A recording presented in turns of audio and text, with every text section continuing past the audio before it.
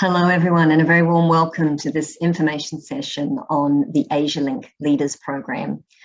I'm Catherine Mudford, Director of Capability Development for Asialink Business, Australia's National Centre for Asia Capability. May I begin by acknowledging the traditional custodians of all of the lands from which we're joining virtually today. I acknowledge the Boonwurrung people of the Kulin Nation, the traditional custodians of the lands from which I'm joining you, and I pay my respects to their elders past, present and emerging.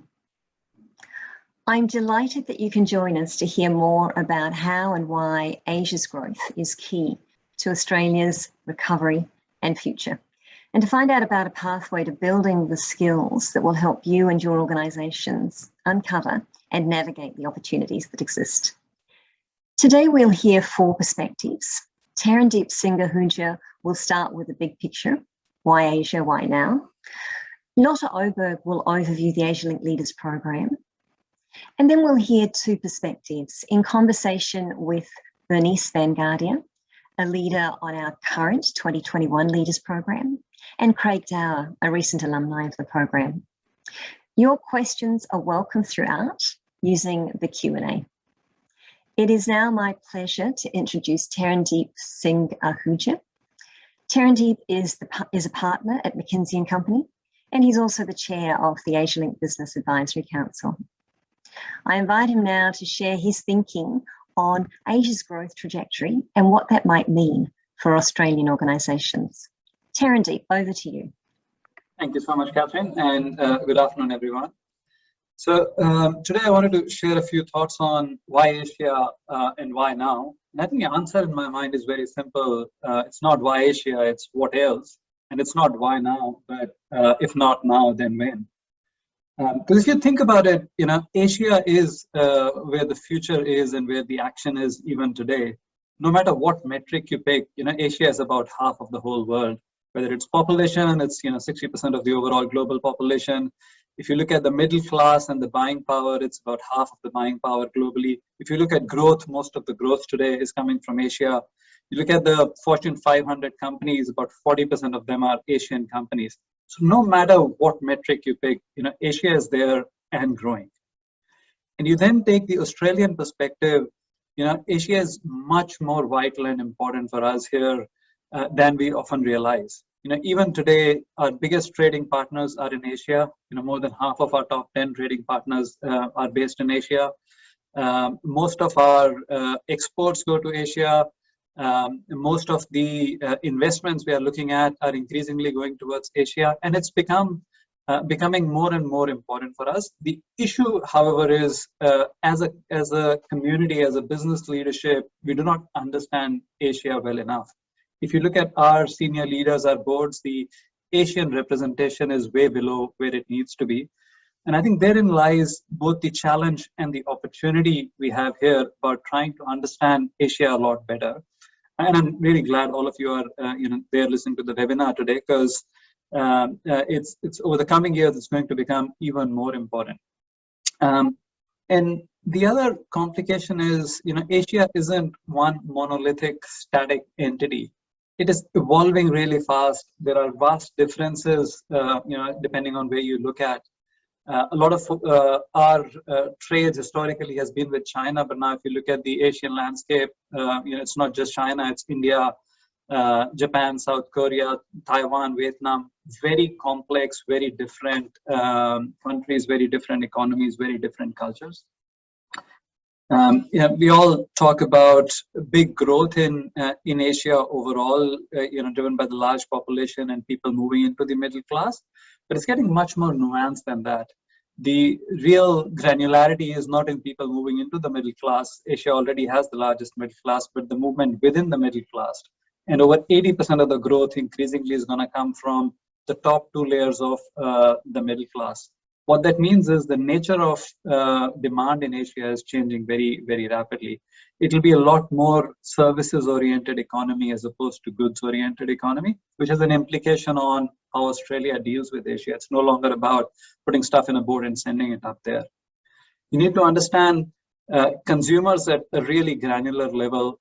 We've been talking about for a decade in Asia, there are these big mega cities where there are people moving to mega cities. And now the game has evolved to within those mega cities, which are the specific segments you want to target.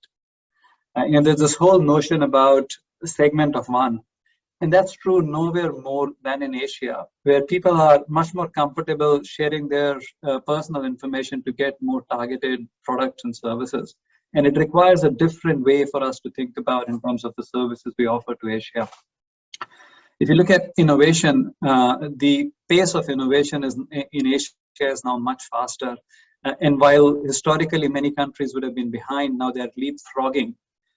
You look at the people there, about 50% of Asian population are soon going to be digital natives. We're all interacting online. The pace of growth of the internet in Asia is way faster than the rest of the world. And if you think about all of it and put it together, it's actually quite mind-boggling. The opportunity you have is massive in terms of growth, in terms of the pace of disruption. The challenge you have is equally big in terms of the complexity and the nuances of very different markets to which you need to adapt to. But if you don't do it, there's a huge missed opportunity. So I think it's incumbent on all of us as leaders here in Australia to really improve our knowledge about Asia and improve our skills to be more relevant towards Asia.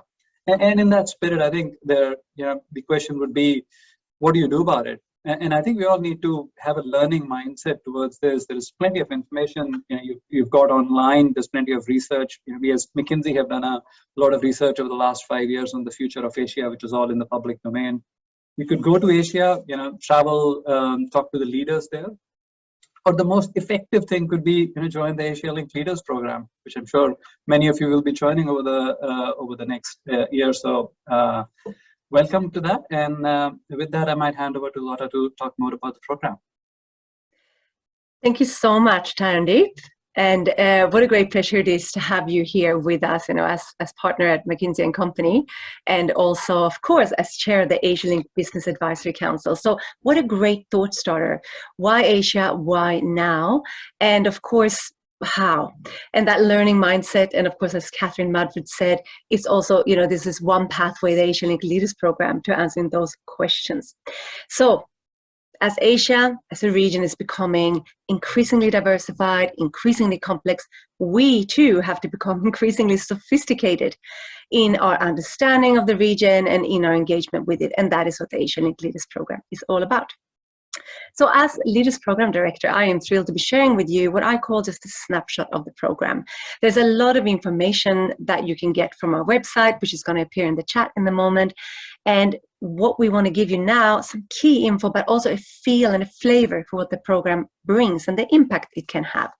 And so I will kick us off on that, and then we'll hear from a current leader and the Leaders alumni who have generously shared their time with us today. And so warm welcome everyone to this part of our Asialink Leaders Program information session. So in a nutshell, we've been developing Asia-capable leaders through this program for 26 years. And if you who are listening in would be keen to join us in the 27th year, then you would be together with 50 Asia-engaged peers from a variety of backgrounds and sectors. And therein lies part of the value of the program. And you go through together, make those connections, and come out the other end as part of a unique group, the Asialink Leaders alumni, of which there are 950 across the world, many in senior leadership positions. So I want to say up front, it's not just what we provide and what you learn in this program, it's who you're connecting with and whom you're learning from. And to that end, you might wonder, well, who's in the program? And there are some people on this call I know who have already applied. We clearly don't know. It's a great time to be looking at the program because we're recruiting. But to give you an indication, a quick look at some of our wonderful 2021 Asialink leaders, and you'll meet one in a moment too.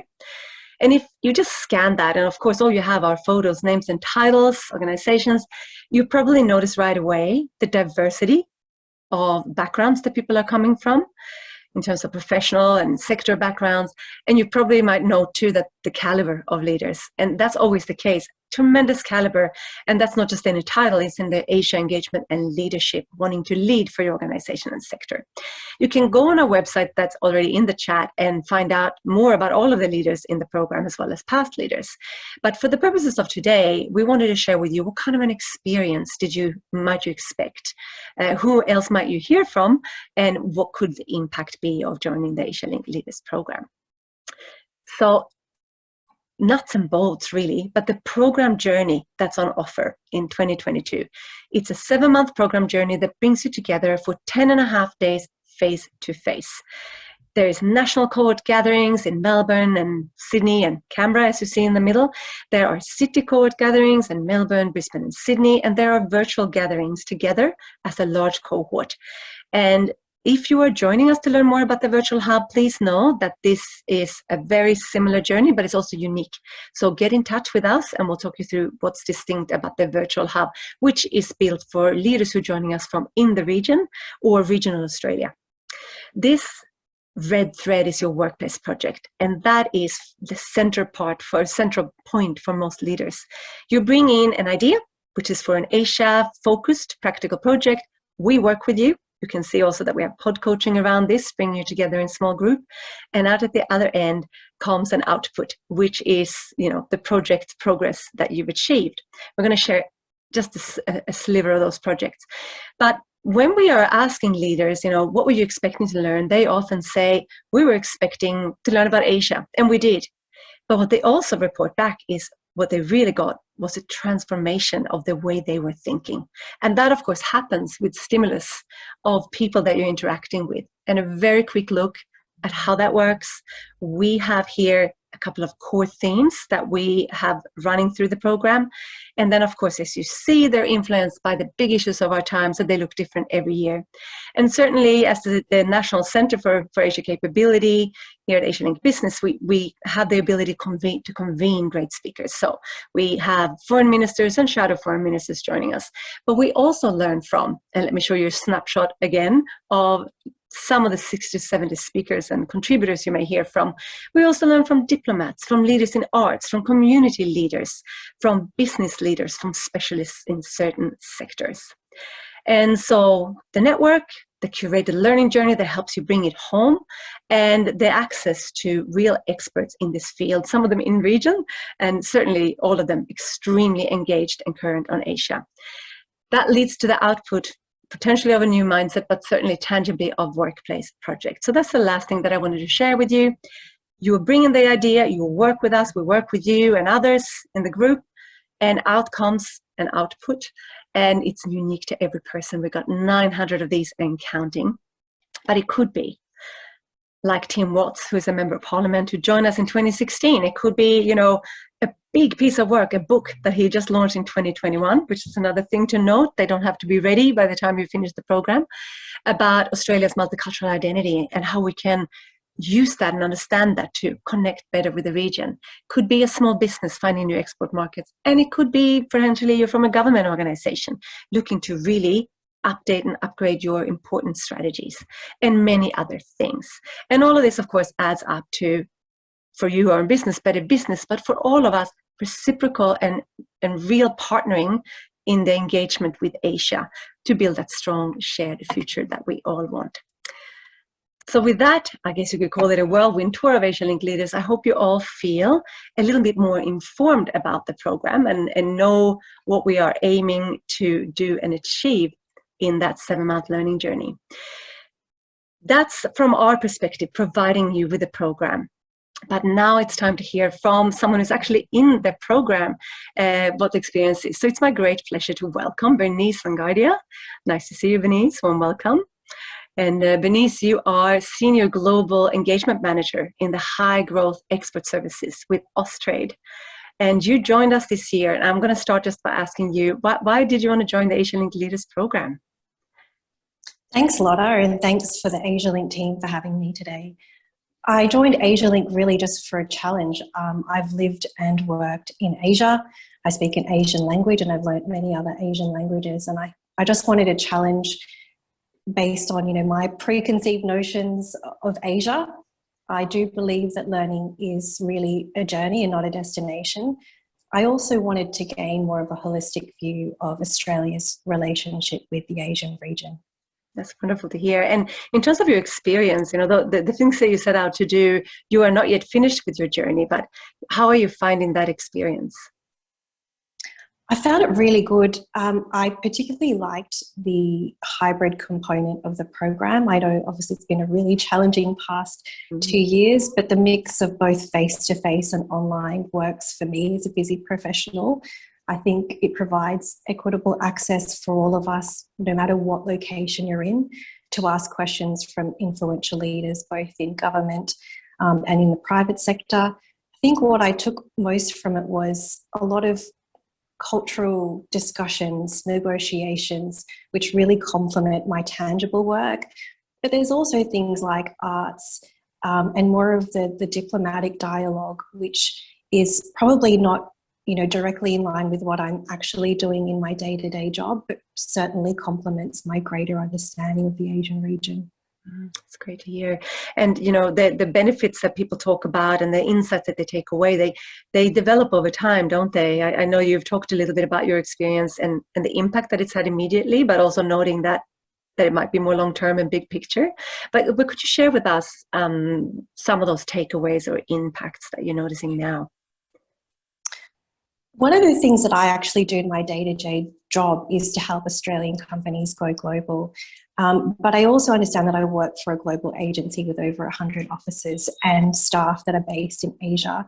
And some of the takeaways was just how I actually approach business discussions, decisions, and the negotiating phase, coming from a place of humility, but also patience, which I understand with a number of markets, and trying to empathise with those in those Asian markets, how they might see the context. While I'm on the negotiating table here from Australia, it's just important to really think about the counterparts and also, I guess, navigate those cultural and contextual differences.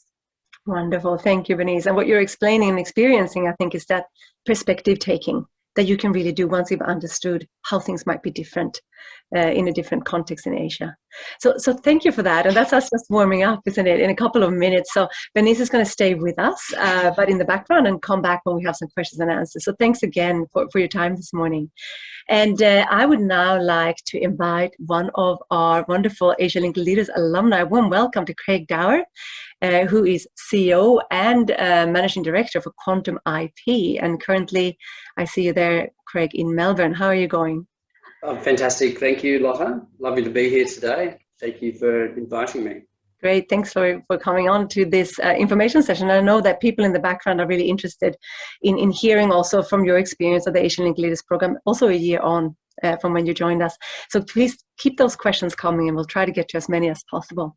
Now, Craig, you had over 20 years experience of working across Asia, including 5 of them living and working in Singapore with the region. So from that perspective, what sparked you to join the program?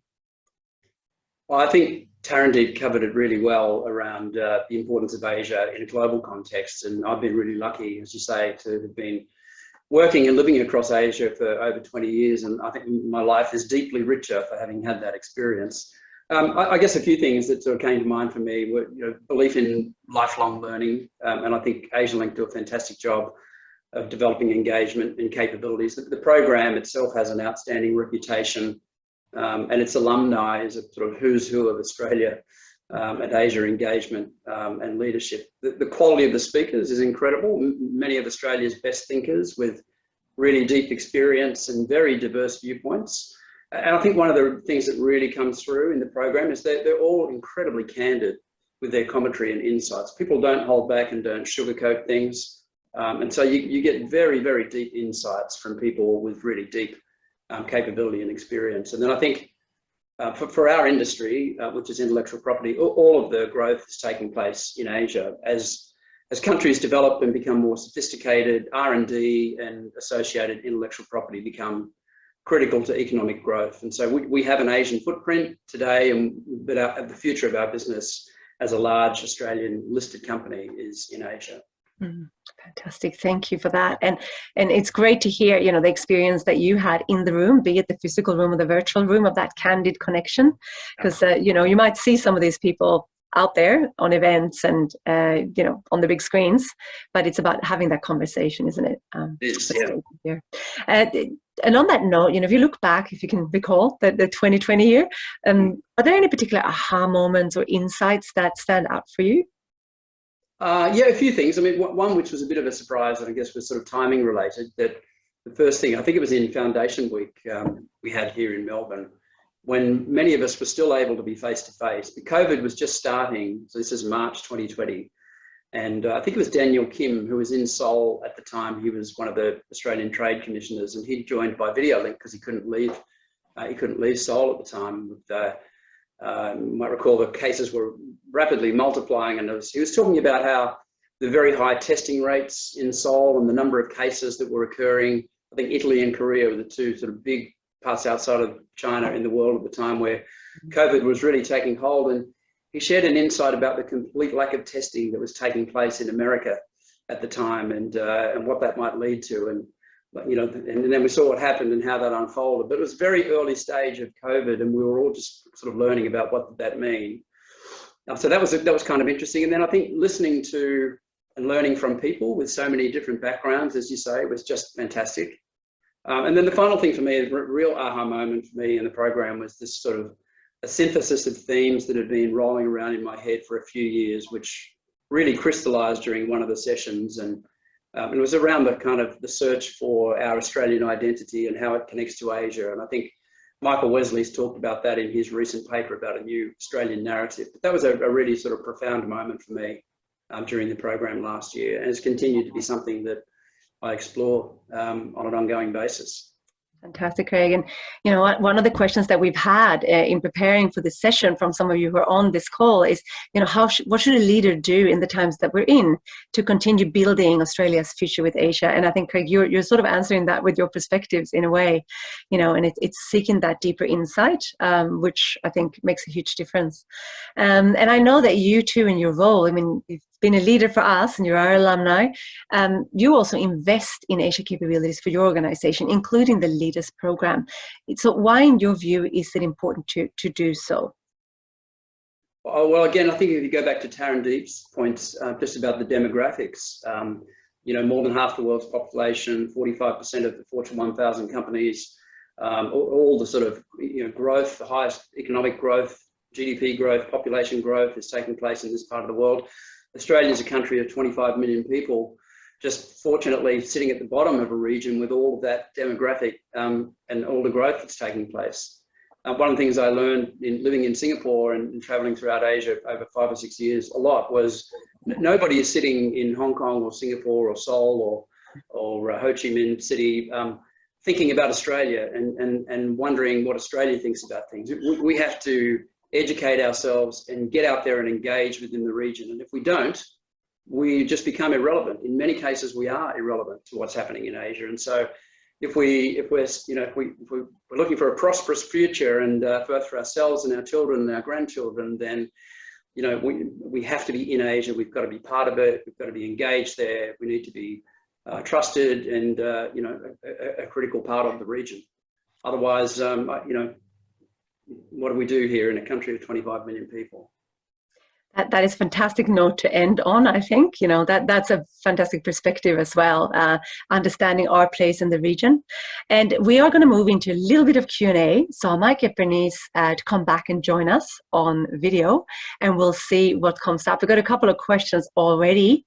And one of them is actually quite practical. So it's not so much about the program, but it's from someone who's on this call, really interested in joining the program and wondering, what should I take back to my organization to convince them to send me? And I know that, Bernice, you have been through that process. In Australia, there is a lot of attention given to this program, a lot of interest, and there's a big selection process that you went through.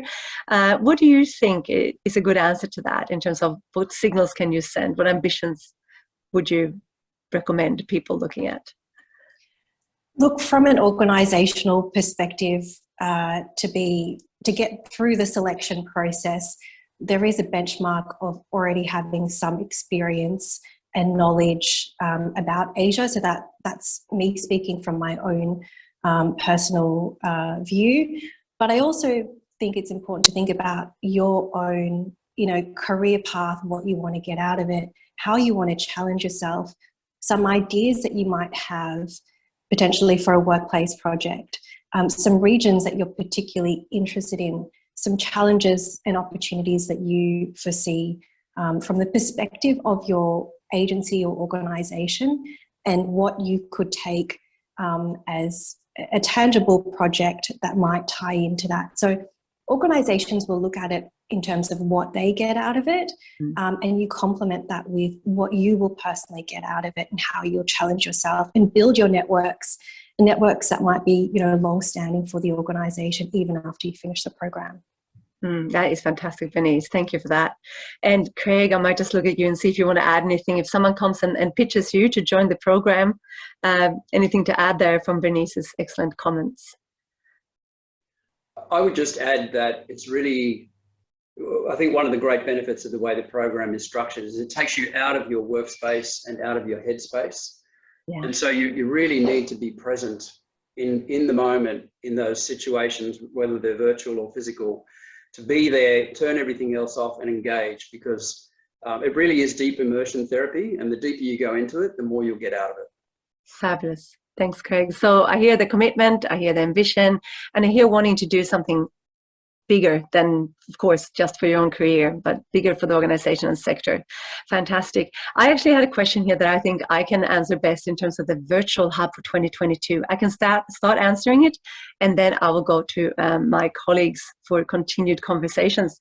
So thank you, Craig, for that. And the question for me was around, what does the virtual hub look like? What's different? So basically, it enables you to join the program from anywhere in the world, and it's new from last year. We engage with leading thought, experts, leaders, just like we do in the program. There's also many components that are live streamed from the face-to-face program. So it's a mix of your unique experience and the live stream experience of your cohort. And you build your network, which is likely to be a bit more around the region. So this year we had leaders in Ho Chi Minh City, in Jakarta, in Seoul, as well as in Western Australia and Northern Queensland. So it really helps you to build that network and to continue to engage with others through the program. And of course, you gain exclusive access to all the learning resources, all of you who come. And with that, we are at time for this, what we hope was a useful taster of what the Asialink Leaders Program can bring. And I would like to thank Tarandeep Singh Ahuja for his fantastic start for us to think about why Asia, why now. We would also like to thank very much Bernice Van Guardia and Craig Dower for joining us and sharing your experience, and thank all of you who are attending today. And so we would like to invite you to continued conversation with us, and you can get in touch with my colleagues Claire Stevens and Emma Wallace. You see us there up on the screen. Thanks so much, Dean, for your excellent comment. And of course, you can always get in touch with me. And with that, we'll close the formal part of this presentation. And if you're tuning in after the fact, we are closing now, and we're thanking you for your interest and look forward to hearing from you. So the recording will stop. And what I would like to invite you all to do now, if you're still with us,